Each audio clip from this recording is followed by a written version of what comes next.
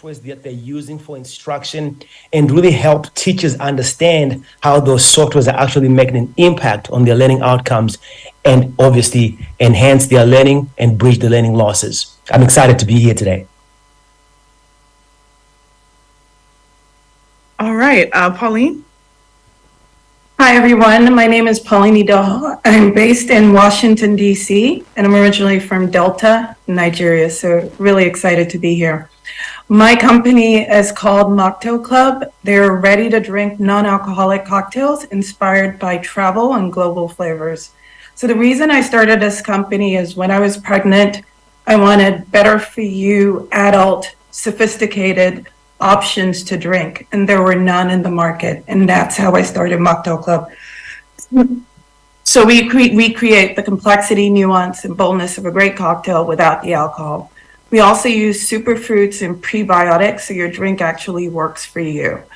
And 1% of our sales actually goes to clean water access in developing countries. So we work with Water for People, who work to really change the fact that 1 in 10 people have lack of clean access to clean water and sanitation facilities. And beyond that, I feel that our mission is to really redefine the social drinking experience so that everyone feels included. In addition to that, inclusivity in the way we market beverages so that people see themselves when they see beverage ads, and people see themselves when they go to Whole Foods and stores and they actually see that there's representation with respect to CPG brands in the U.S. Great, Olu. Good morning, or good afternoon. My name is Olumoyiwa Ladibomoye, currently living in Birmingham, Alabama, hailing from Owo Nation. I deal in the industry that everybody has to participate in, but probably hates, which is taxes. And while everybody hates it, everybody has to participate in it. But why is it that in an industry that everybody has to deal with, there hasn't been a major player since TurboTax in 1993? And while TurboTax helped the consumer, nobody has helped our market, our customer, who are the tax professionals. Tax professionals are still using old, outdated software in an industry that everybody has to participate in. And in 2023, that's just not going to work. So what our team built is a software called Titan. Titan takes the tax prep time down from as little as 4 hours down to 20 minutes. We've been able to do that by just introducing modern technologies that our competitors don't have.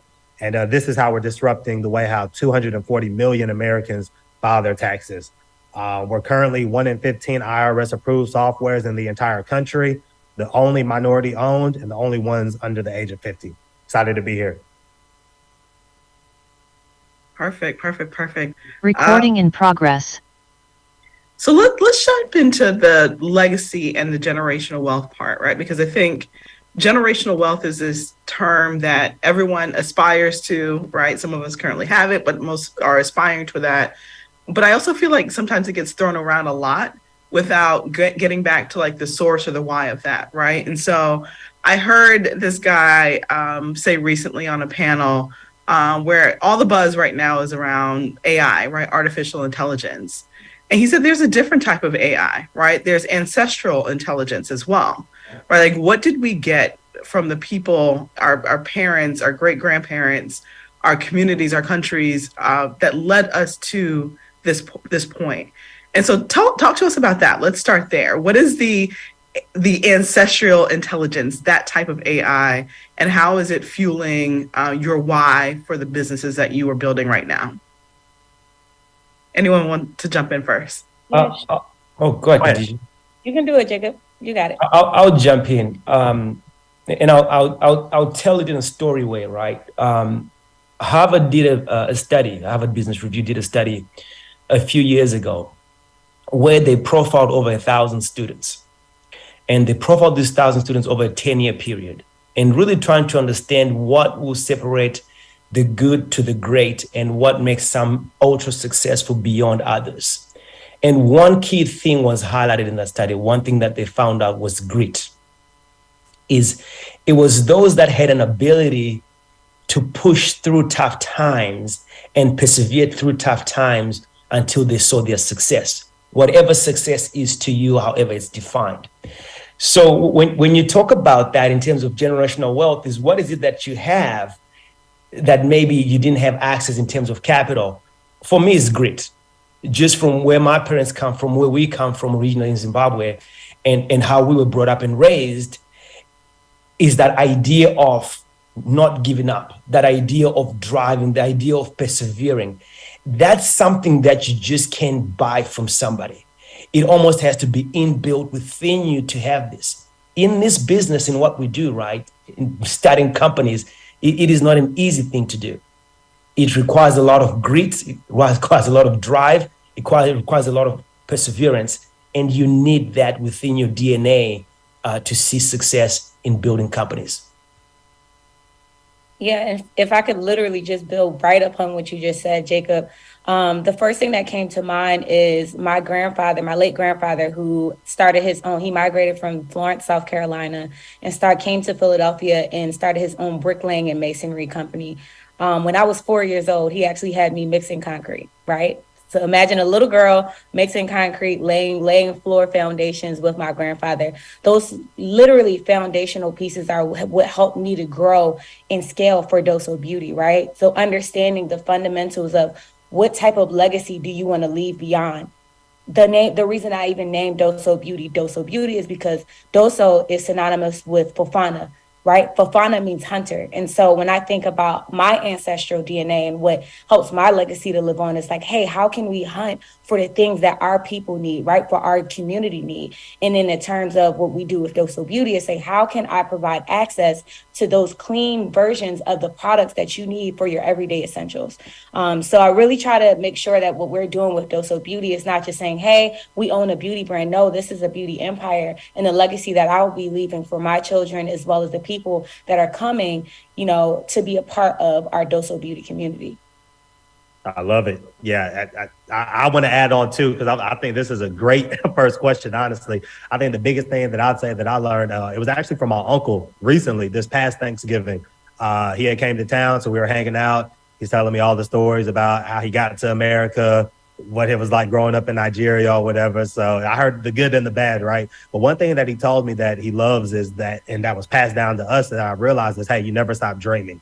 You never stop dreaming. You always believe in yourself. Anything is possible. So what he told me was, like, growing up, him and his siblings would just talk about the future, talk about what life would be like in 10 years, 20 years, talk about what they wanted to do, talk about where they're trying to go, and to look around and see that all of his siblings are doing what they talked about is a part of that dreaming process, just speaking things out loud, believing in yourself. So that's one thing that I'd say is passed down, at least to me and my team and my family, is just the fact that, hey, talk about the things that you're trying to accomplish. Talk about your dreams out loud, because anything's possible if you believe in yourself. And I would just add everything to what everyone is saying here. I would use both parents. So my dad, when he was 21, he didn't go to college, but he built a business empire. He started an agricultural business, a construction business. So at 21, he was very successful, and I grew up seeing that. And so at 10, I wanted to be a businesswoman. And that really drove what I wanted to be. And having my father as that icon that I looked up to really helped see me. And then I would say my mother brings that grit, that tenacity, that prayerfulness, that faith that Africans have, that we carry with us. And that's the thing that keeps you persevering no matter what happens. And I think another thing my mom did, which was sow the seeds, which I think, as we talk about generational wealth and we talk about legacy, is planting the seeds for your child. I remember my mother before college wanted me to go to Paris. And I thought that was so weird. Everyone was going to college and I had a gap year in Paris. And at the time it didn't make sense. But now my flavors are inspired by travels. I traveled to over 30 countries, but it's because my mom sowed those seeds that you need to experience the world. You need to see more. And I think as we think of legacy and generation, is what are we going to sow in our children? How do we give them those opportunities so they go beyond what we were able to do? Thank you guys for answering that.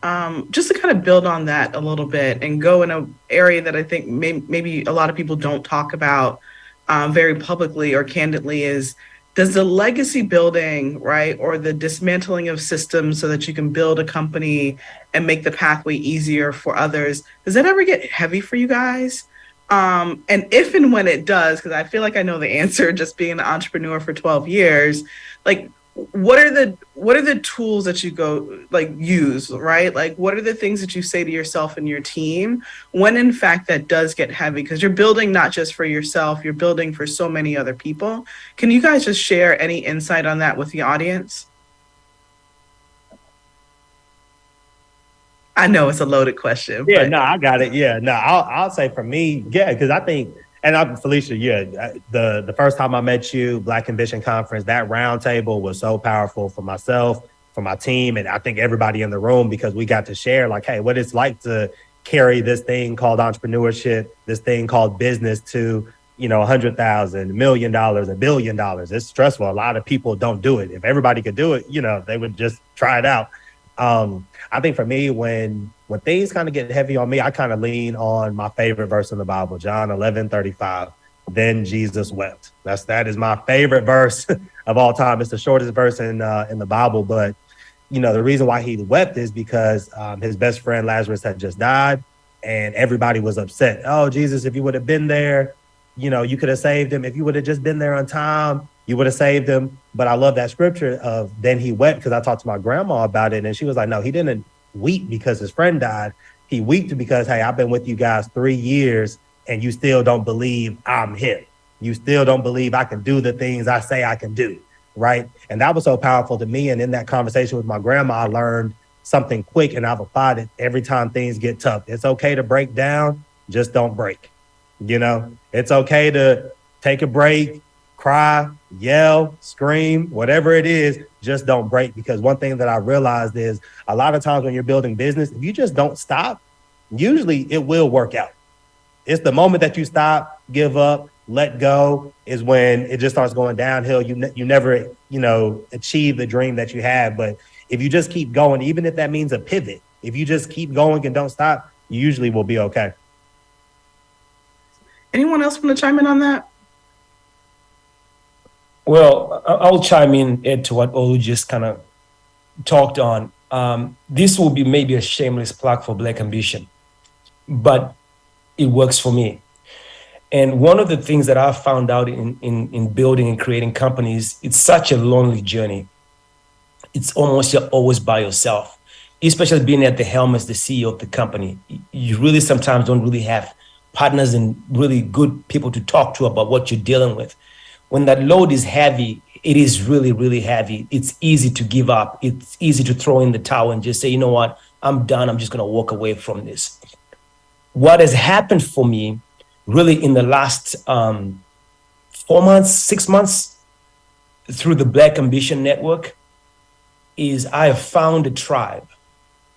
I've found a community of people who are just like me, that are on a journey just like I am, that I can tap into and talk and engage in conversation, and they can talk me through the challenges that we're dealing with in our businesses. Not because they're far ahead of where we are, but because it's just a sounding board to where they can sit back and say, hey, here's how I'm seeing this from a different perspective. So one of the most critical things on this journey is community. Having a community of like-minded people that are on a similar journey like you are. And for me, I found that in Black Ambition, and there's nothing that could replace that for me. So community for us is very important to really help us elevate in our thinking, and even then access to network and resources like Evoke and what they do for us from a mental health standpoint. Sometimes you need to stay grounded, you need to stay level-headed. All those things become really important for you in building a company, because I'll tell you this right now, the load is pretty heavy and it's not easy. Thank you for sharing. Khadijah or Pauline, do you want to jump in on that? Yeah, I was going to say the themes, I was going to say the themes that I'm hearing, and same for me, is sort of ancestry, family, and community. Ancestry is that mother, it's that family, why you're doing it, and them giving you the strength to continue from faith, from religion, from Bible scriptures, when that load gets tough. And same with your husband, your spouse, that family that is your rock, that tells you how far, because again, it's a windy road. And sometimes you don't see, you're always looking at the top and you're never really seeing where you've come. And it's great to have that family that reminds you of this journey and how far you've actually come versus looking down to see where, looking up to see how far you need to climb. And then community, it's Black Ambition friends, people in my cohort who are also beverage founders as well, where we talk about our co-packing and things going wrong. But that's therapy. And I think you mentioned something on mental health. It's so important to take care of that. And I think having these conversations, even if it's just a check-in from people just to see if you're okay or your wins, you also have to celebrate your wins, because that's also what keeps you going. And I think ancestry also comes to the future.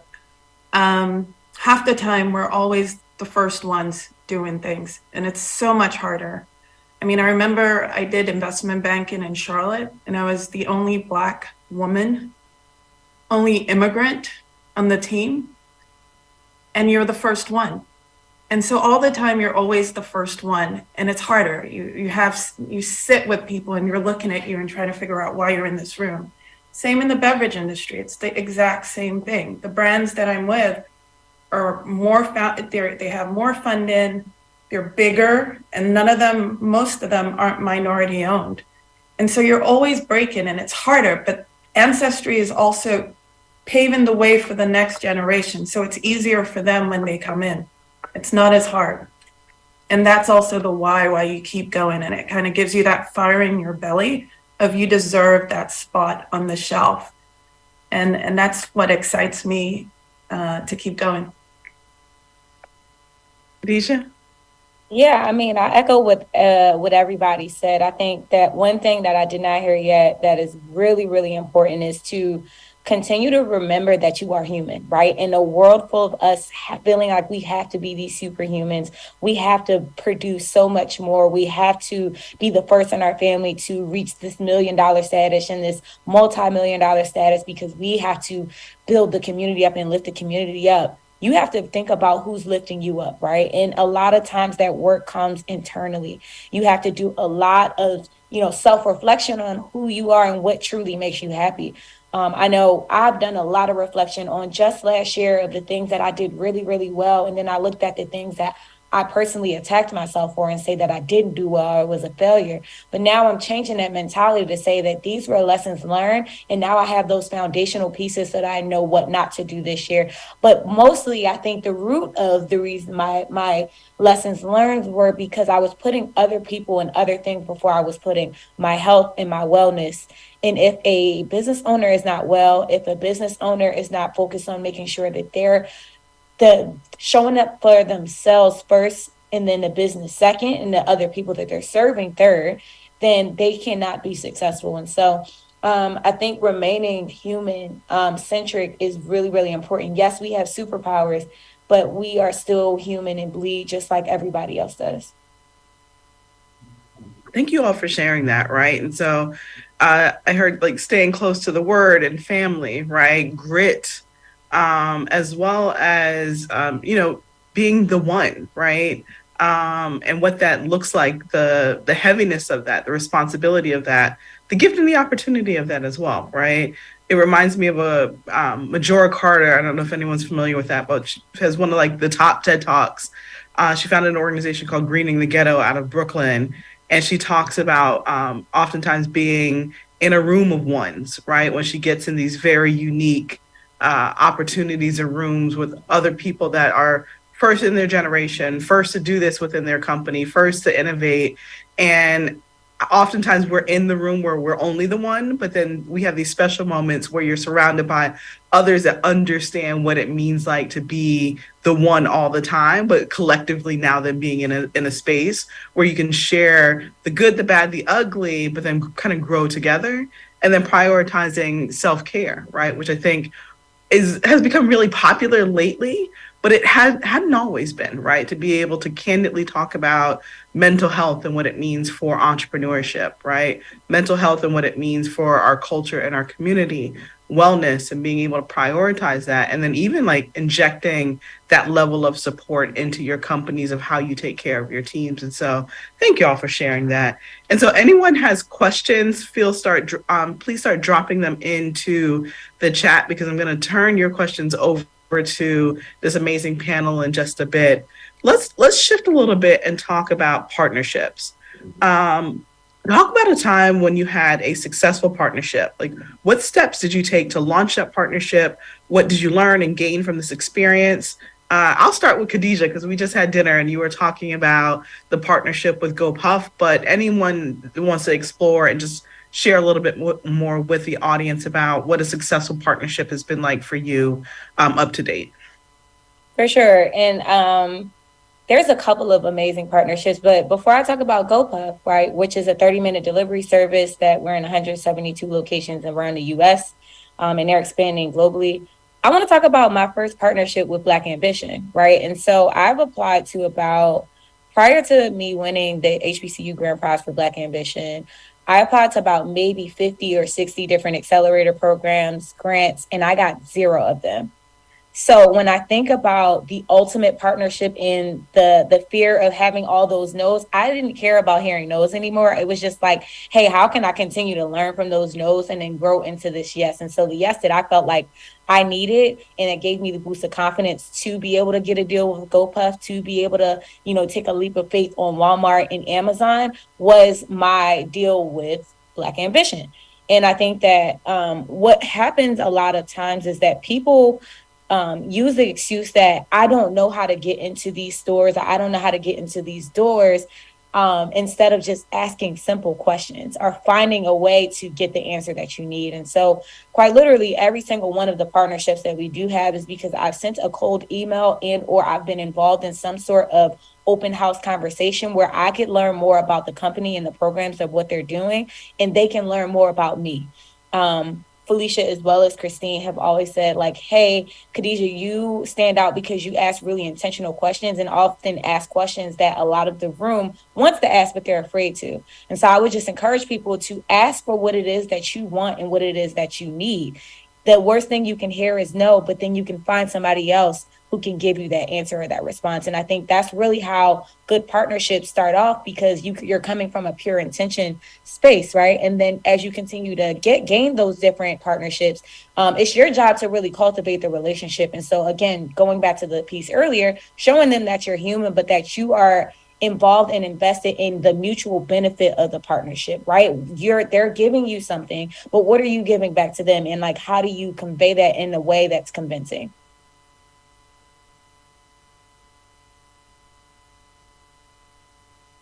Who wants to chime in on that as well? I'll add a quick comment. I mean, Khadijah, you're so right. You're right on the money with that statement and that comment you just made. But it's not always about equating to dollars. Partnerships sometimes do not just always equal to revenue, right? So I'll share the story in our journey in building our technology. Early on, before we made the pivot we made 18 to 24 months ago, we had a partnership with H&R Block, which is like one of the biggest tech companies in the US. And they just had an interest in us being a Black tech-owned company. And because of that, because you're always the only one in the room, back to what Pauline was talking about, you're always the only one in the room, they found an interest in, hey, because with this huge DEI initiative, diversity, equity, and inclusion initiative within our organization, we like what you guys are doing and would like to bring you under our portfolio of companies that we're going to be highlighting. So that had nothing to do with revenue, but guess what it did for us? It gave us exposure to our very first 2-3 customers. Because in that moment, we got instant credibility because H&R Block was behind us. And that changed our business forever, because guess what? It gave us the momentum to keep going and to keep building. So partnerships do not always equal revenue or money, but guess what? They sometimes equal the ramp up that you need to get to the next level. Nice. I love that. Leverage and validation sometimes, right? And exposure. Olu or Pauline, do you want to chime in on that question? Yeah, I was going to talk about starting off at Black Ambition, which led to Amazon Accelerator all at the same time. So after getting selected in Black Ambition, I went to a dinner, sat next to someone from Amazon Accelerator who realized that we were part of this. And since that time, she has helped me through this journey. And again, I think it's just purpose and just finding people who genuinely want to help us Black brands succeed. And from there were ads that Amazon did to help us grow, work on the technical side that they helped us with, to go into the Wearable Art Gala, where Beyonce's mom invited us to come with our mocktails. And again, all from just being in this space, from Black Ambition, opening that up and making these wonderful relationships with Black people in these great positions that want us to succeed. So that has been a really wonderful partnership. And it's been genuine because, again, they just, when they're people who are championing brands because they have that power to do so, it's a wonderful thing. So I've been excited about that partnership and what they've done. Oh yeah. I'll chime in. I wanted to actually piggyback off of what Jacob said with before this question with the team. And I think partnership also goes into, hey, who's on your team? Who are you working with? The CEO of our company brags about, hey, he feels like he has the best team in the world because everybody's the best at what they do. You know, it's not like, okay, as a one solo founder, you have to do all this stuff on your own. I like what Jacob mentioned before. It's just like, hey, find a team to work with, find people in your community, find friends, put some stuff out on Craigslist and Indeed, you know, get out there. And it's tough because you're like, okay, hey, it always has to be attached to a dollar amount, but sometimes things can just be attached to purpose. You know, can you find people that believe in your why? Because if you find people that believe in you, in your why, then those could be the best partners for your business that can really take you off to the next level.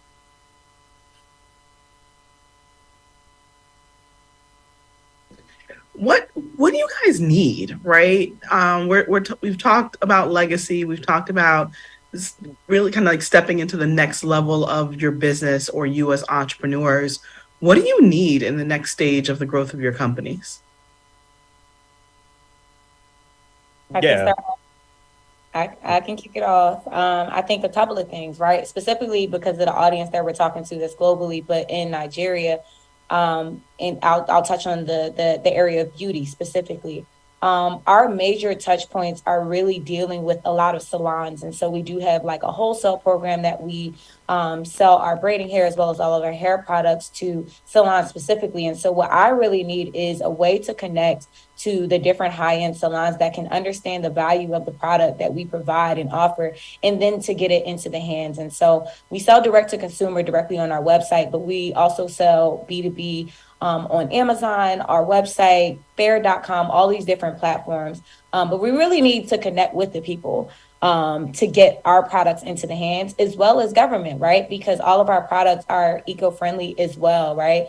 Pollution, and especially in Africa, which a lot of people don't think about, is that like braiding hair is one of the largest pollutants, and like reasons that a lot of the septic and sub tanks that you guys have for your plumbing is blocked up, right? And so our braiding hair can actually be recycled. And so touching the people and letting them know that the hair products that they're using, the containers, they actually can be properly recycled will be something that will be really, really excellent and key for Doso Beauty, but also for the environment and the people that we're serving in the earth that we live in.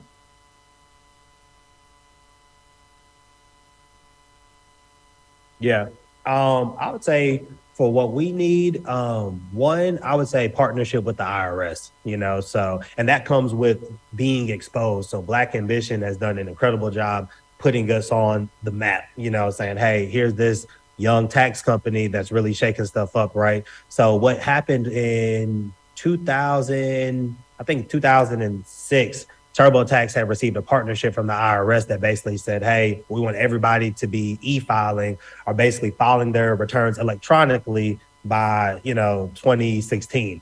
They gave TurboTax a lot of money to hit that goal. in real time now, the IRS has released new goals, which is one, advancing their technology or whatever, which would come from us being the youngest tax software company. And then also two, enhancing minority representation. And us being the only minority owned company, hey, this is ding, ding, ding, ding, ding, but exposure to that. So knowing who to talk to and being in the right places to talk to people like that. Great. And for us, go ahead, Pauline, go ahead.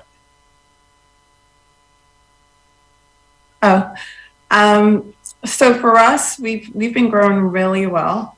Our velocities at Whole Foods and a number of our retailers are doing great. We're in close to 200 stores, and we've gotten word that we will be getting into more. So we should be doubling or tripling our retail footprint. We're also on Amazon and online as well. And I think for us, it's just being able to scale and having that capital to make sure that we have our brand well represented in shelf spaces across the nation. So we're just ready to fly. And for us, being a tech company, we're growing at the rate that we want to be growing at for this year in terms from a growth standpoint. But being that we're a machine learning organization, if you know anything about machine learning, that's pretty advanced technology.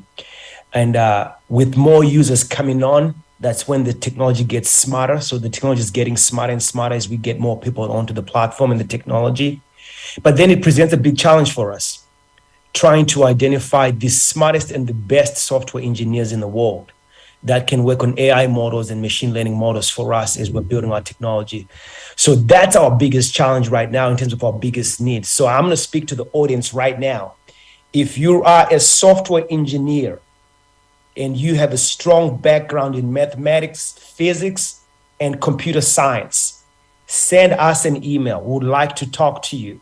Okay, we are looking for the best engineers in the world right now that will work on our machine learning models in the work that we're doing that's impacting not just K-12, but will impact all across the world in all functions of business. So there's a question from Devontae Brown on YouTube, going back to partnerships just a little bit. First, his comment was teamwork makes the dream work. Absolutely.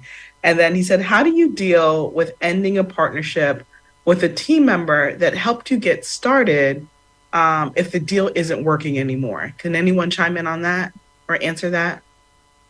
Hate to be the first one again, but I literally just had to do that with 3 people. And it is extremely, extremely difficult, I think, because especially as a young startup, a lot of times we think that ourselves as founders, as well as the people that we work with, think that it is extremely important that we have to have some sense of loyalty to people. But especially when they start, they help us out when, you know, we first are getting started up, they're going through the ebbs and flows. But what I think is really important to recognize is that, you know, think about a child, right? When a child is growing up, their pants start to shrink, their clothes don't fit anymore. They can't, you know, maneuver in the same way that they used to maneuver because they're growing and scaling. And so think of your company as a baby, right? Sometimes what fit a year ago or even what fit 3 months ago doesn't always fit now. So really think about it you have to be human centric, but as far as a business is concerned, I think establishing the relationships that you guys have and making sure that the personal part does not conflict with the business part is extremely important. And helping, if they truly understand what you're trying to achieve in growth in your business, then they will have to, you know, understand that as the business grows, that you're either going to grow with it or you're going to grow away from it. And so although it is extremely difficult to kind of, make sure that you're dissipating away from the original team folks that you've had, you really got to break it down to them in a sense that like, hey, we're growing. And I think that we need a different type of service to provide and suit where we are right now. That doesn't mean that you're not great, but that means that the business needs something a bit more or a bit different than what you're providing. So being able to be human centric about that is really important. And I would answer the question more legally. I would do again, maybe you're in it, but in the future, I've started off with a 6-month sort of vesting period, especially if you're talking equity, where you get 6 months to evaluate, do you like this person? Can you work with this person? And then try your best to have milestones of expectations. What do you expect from them? And that just helps this conversation, because 4 months in, if you evaluate that this person doesn't make sense, it's an easy walk away where this was already discussed initially. And again, the milestones also help, because then there is something that you both agreed that was supposed to be done on a weekly basis, whatever hours or specific tasks. And I think that helps. I want to get to what Pauline just talked about from a legal standpoint. Here's what I tell people all the time. Anytime you're having a partnership engagement that has equity conversation involved in it, you always want to put it on a vesting schedule. Okay? Obviously, you outline the milestones that Pauline just described, but on a vesting schedule to where they can actually access or tap into those options, stocks, whatever it may be, at the end of the vesting schedule, to where you know they've actually performed to the contract agreement. So do not be in a hurry to say, hey, I'm going to give you 20%. Well, what does that 20% mean? Over what period of time? And what are the performance metrics around that for you to actually attain that 20%? So you always want to make sure you structure it in that way, because then you can vet and make sure that they are the right partner you need in your business for that time period. Then the second comment I want to make is this around partnerships and relationships. Some partnerships are for a lifetime. Some are for a reason, and some are for a season. And you as a leader in your organization need to understand that it is okay to end relationships and move on. But the only caveat in that is this: end well. End well. But it's okay to end relationships and move on. Yeah, I was going to say exactly that first point, Jacob, is the contract behind it, milestones behind it. To speak to your relationship part, I think people got to be willing to have tough conversations. I don't know what it is. I think people can shy away from that. So I think Devontae Brown, that was a great point that you mentioned, is like, hey, be willing to have those tough conversations. It's okay to tell people, hey, you're kind of messing up. It's okay. Hey, bro, you've been off your rocker for a little bit. You got to pick it back up. This is what we need to keep the business going. So that way it's been communicated properly. You know, once you communicate your grievances properly or whatever, then over time it's like, yeah, now these things, you know, hopefully they get a little easier. Thank y'all for sharing that. And first of all, for Jacob dropping bars, seasons and reasons, like, okay, I see you, right? But this also just is an interesting question, because it built upon even what Pharrell had talked about last week when we had our 2022 founders in New York with him. And he touched upon this, right? Of, you know, either working with family and figuring out when to let go, or you know, kind of grappling with loyalty as opposed to productivity within a company, right? And really kind of pushing the entrepreneurs, like, you have to cut the cord early. And I think for a lot of entrepreneurs, those first few hires that were with you when maybe the cash flow wasn't what you wanted it to be, and they made concessions and they worked with you, right? Or, you know, when they couldn't be paid what they were, like, there's so many different variables that happen in those early, you know, those early few months, those early few years, that when things do turn, when you do raise around and you're able to pay salaries, the person might not necessarily be there, right? But then there's like this misalignment of power dynamics that often, or expectations, I should say, that have happened as a result of that. And knowing when to cut that is extremely, extremely important, right? And I think that's the hardest lesson to learn in that initial stage. And then there's levels upon that as you grow as a company, and being able to kind of shift roles and responsibilities so that, you know, everyone is working towards like the common goal of the company. What biggest piece of advice or one lesson that you learned that you would want to share with other entrepreneurs of the African diaspora?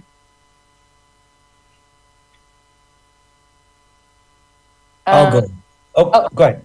Go ahead. No, you got it. You got it.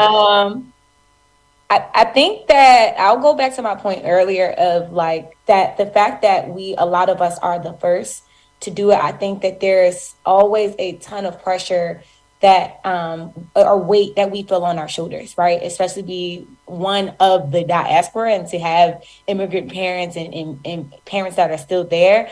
I think it's a lot of pressure that we feel like people put on us, but I think that it would behoove you to understand that you probably put more pressure on yourself than the community does, right? We have this constant fear of failure, that we're going to let our race down, or we're going to let our people down, or we're going to, let the community down if we make one false move, right? And so I think that instead of feeling again like we think we're superhumans, let's just be human and just build upon each of those different skill sets that makes us continue to be great, as well as rely on our team and the people that are around us and the people that we feel like we need around us to cultivate and lift us up. Community is so important. And I think that, when we talk about the African diaspora, we talk about pride in each of our different tribes, pride in each of our different countries and where we come from. And far too often, I think we look at our differences or look at each other as competition versus working together and really thinking about, hey, I have this X, Y, and Z great skill set,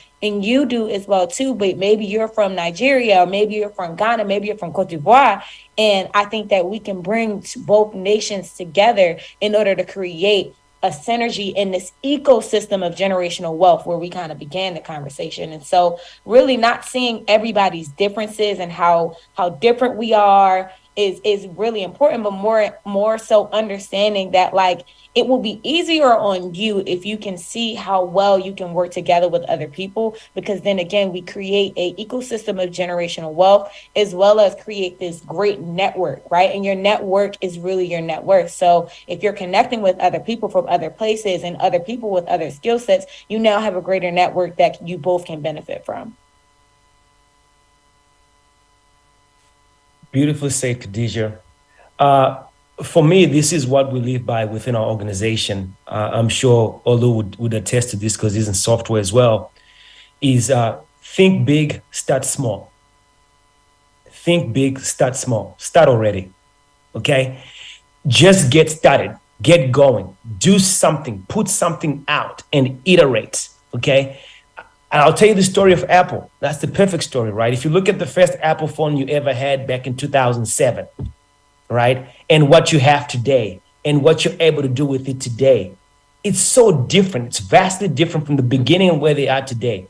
If they were trying to push out a product that looks like what it is today, I can guarantee you right now, they would have never launched an iPhone, right? Think big, start small, start where you are. And I'll go back to the beautiful scripture, right? It says, despise not the small beginnings.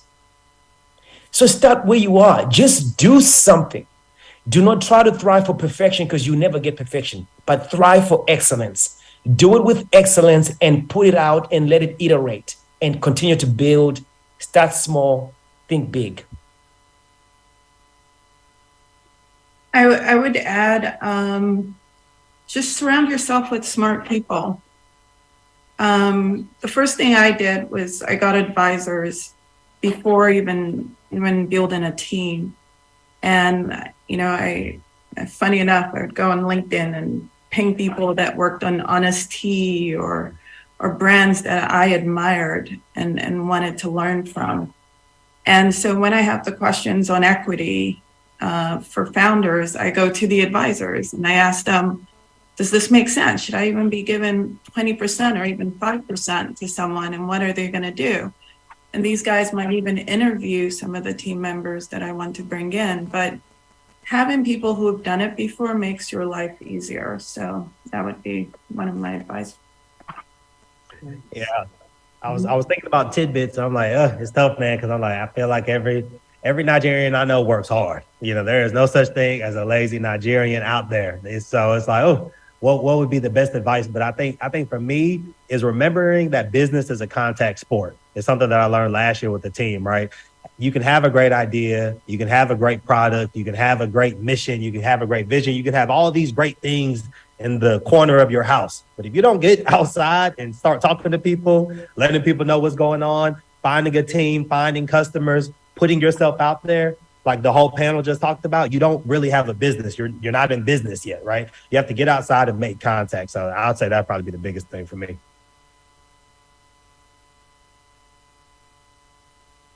All right, so we have a question from the chat.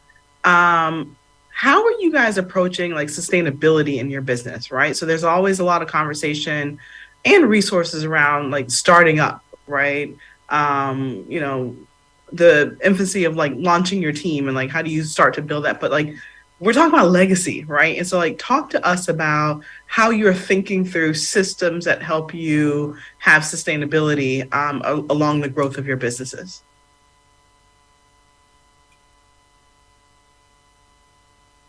Anyone can chime in on that. I think that's a tough one. I love rap music, so I'm sorry if you don't, but I do. And one of my favorite artists is Nipsey, and he talks about the marathon continues. Knowing that it's a marathon, which is where sustainability comes into play. It's going to take a long time. But you have to think in sprints. So you have to think in short distance. Because if I were to look beyond 24 months right now within our business, there are risks that I may not take today. But if I'm able to look at them in sprints, I can truly measure them and say, well, within the next 6 months, can we do this? Can we execute on this? And can we still remain, maybe not cash positive, but do we have enough runway to keep going? Then after that 6-month sprint, I'll take a look at the next 6 months. Okay, can we do this? Can we execute on this? Do we have enough runway to get us to the next 6 months? Knowing that it's a marathon, that from a startup standpoint, that's the way I look at it. It's hard for me to look beyond 3 years. It's very difficult for us to do that because the decision-making process becomes almost impossible because it will just show like we don't have enough cash to be able to do that. So you have to look at it, at least in our part, we look at it in sprints. Yeah, I think it was funny because I was like, I thought we had a little flow going with when answering or whatever, but that's a very personalized question. I know one thing that we've challenged within our team is we never deviate from our core focus. So our core focus is software for tax professionals, and we try to make every decision lead to that point. So like Jacob mentioned, it's, hey, understand what milestones you can set in place. So every 6 months, every year, you can look back and say, hey, no, we're accomplishing a lot more than we realize. When you're in the thick of things, it doesn't feel like it. But when you kind of look at the entire scope, the entire landscape, you can say, okay, like, hey, no, we're really moving. But I think the biggest thing, like I said earlier, never stop. The moment you stop is when you lose. If you keep pushing and keep going from your core focus. So understanding that, hey, no, our goal is this. It's okay to pivot a little bit, but as long as you keep your goal kind of the center, it makes it a little bit easier going towards the top. And I would add, I'd go back to the same human capital and people and smart people around you. I'm lucky that my mentor became the COO, and he has 30 years of experience in Coke and a number of rich companies. And so he thinks of it in terms of how do you scale this? How do you scale your suppliers? How do you scale your co-packaging?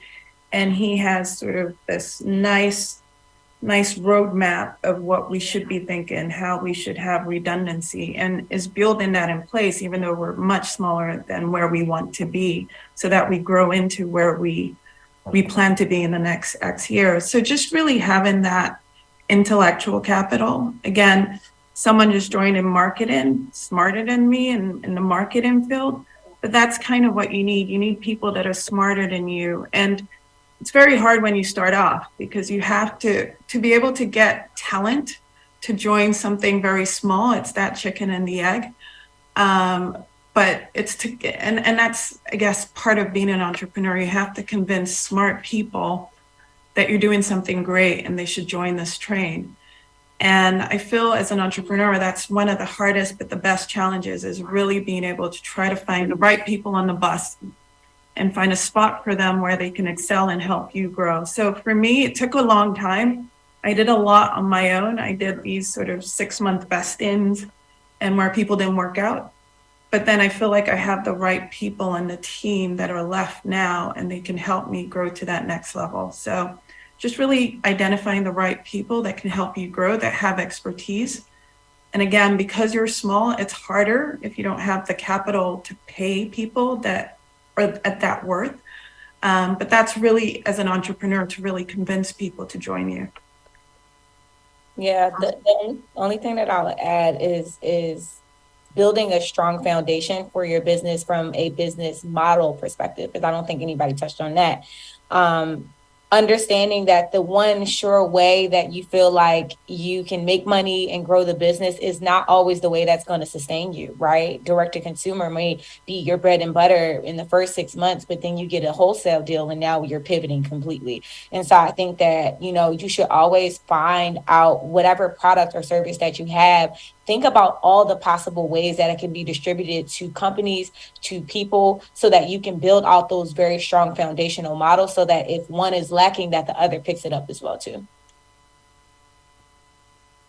Listen, can we give this amazing panel a huge round of applause, virtual round of applause?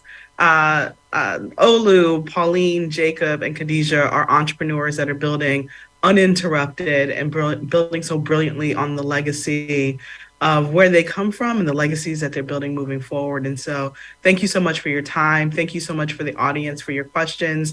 If you did not get a chance, we did not get a chance to address your questions, feel free to follow Black Ambition on social media at Black Ambition Prize, or slide in our DMs on social, or connect with the entrepreneurs that are here to get your questions answered. And thank you, AfricanXT, for working with us on this panel. We truly enjoyed the experience. And so bye, everyone. And thank you guys again for your time today.